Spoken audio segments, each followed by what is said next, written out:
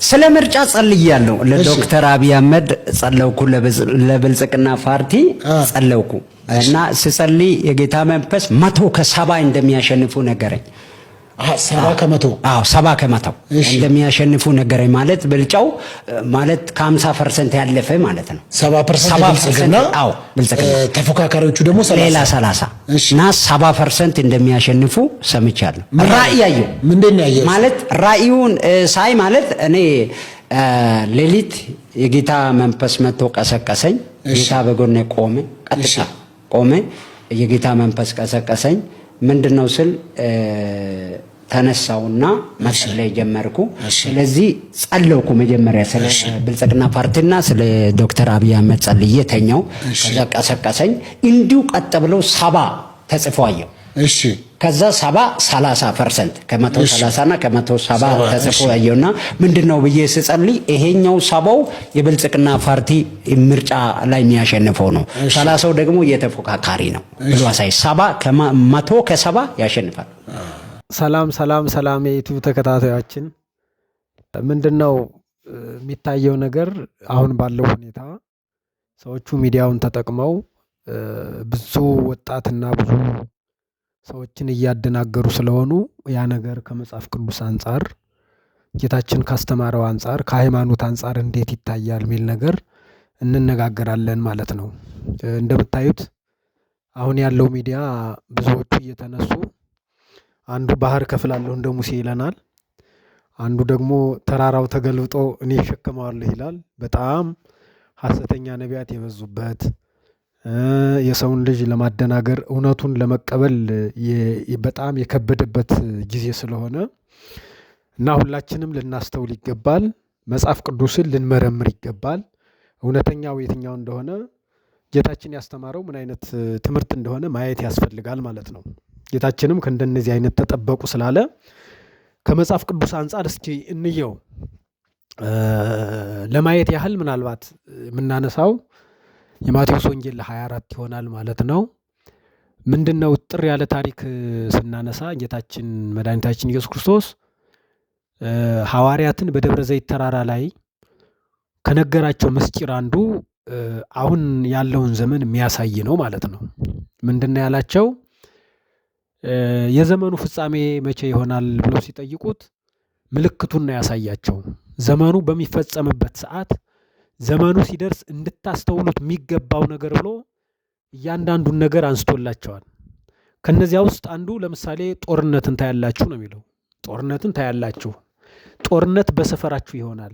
ጦርነት በቤታችሁ ይሆናል። ጦርነት በራሳችሁ ሕይወት ላይ ይሆናል ይላል። አሁን ጦርነትን ሰፋ ስናደርገው እንደ ኢንተርናሽናል ይሆናል፣ እንደ ዓለም ይሆናል። ሰፋ ጠበብ ስናደርገው እንደ ሀገር ይሆናል። ጠበብ ስናደርገው ደግሞ እንደ ቤተሰብ ይሆናል ማለት ነው። ስለዚህ ጦርነትን ታያላችሁ። በዓለም ሁሉ ጦርነት ይሆናል። ዓለም ሰላም አታገኝም። እያንዳንዱ በጦርነት አውድ ውስጥ ይሆናል ብሎ ተናግሯል።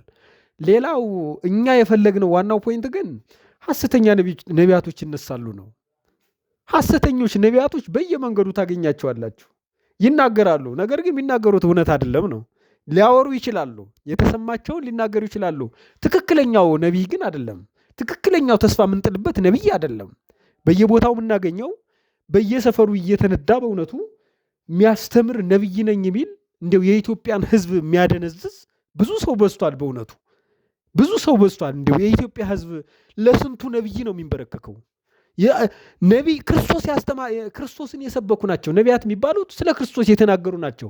ክርስቶስ ይመጣል ያድናችኋል፣ ክርስቶስ ይመጣል ኃይል ይሆናችኋል፣ ክርስቶስ ይመጣል መከታ ይሆናችኋል፣ ከዛ ከጥፋቱ ያድናችኋል ብለው የተናገሩት እንጂ ነቢያት የተባሉት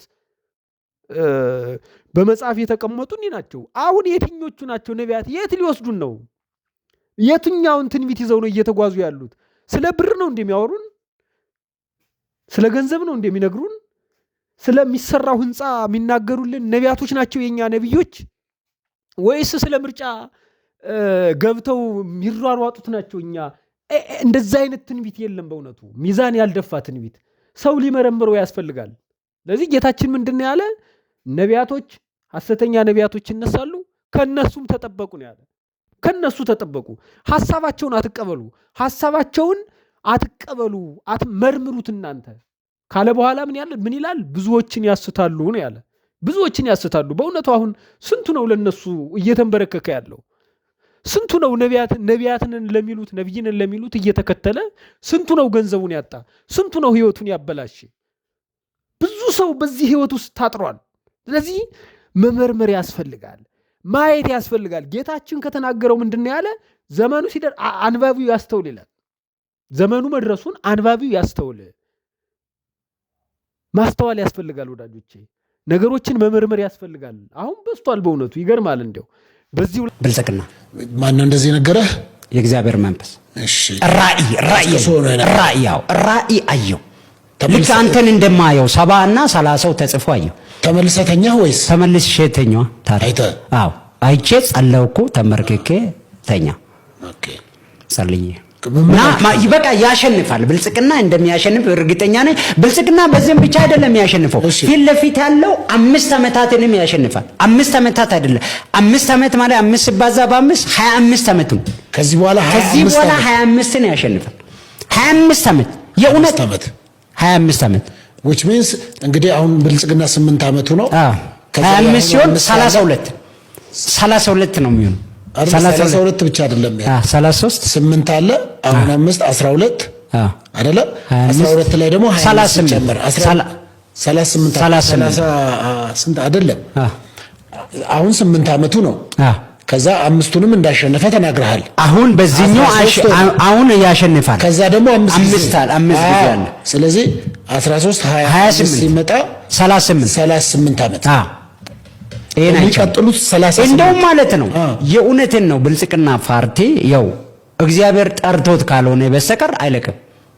ይሄ ታውቀን ማንም ሰማይ ወረ የለም። እግዚአብሔር ከሱ ጋር አለ። ዶክተር አብይ ማለት ነው ነብይ ነው። እሺ እውነትን ነው። ፊት ለፊት ያለውን ያያል። ሊሆን ያለውን አይቶ ቀድሞ ይዘጋጃል። ይሄ ሰው እንዴት ይልካል? በዚህ ሰዓት ባይዘው እሱ እንትኑን ኢትዮጵያን ባይመራት ትወርቃለች።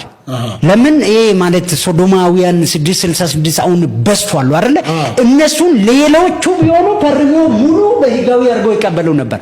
ላይ መልስና አንዳንድ ከመጽሐፍ ቅዱስ አንፃር ለማየት ስለፈለግን ነው። እንድናስተውል አምላካችን ይርዳን። ነቢይ የሚባል በአዲስ ኪዳን አስተምሮ የለንም።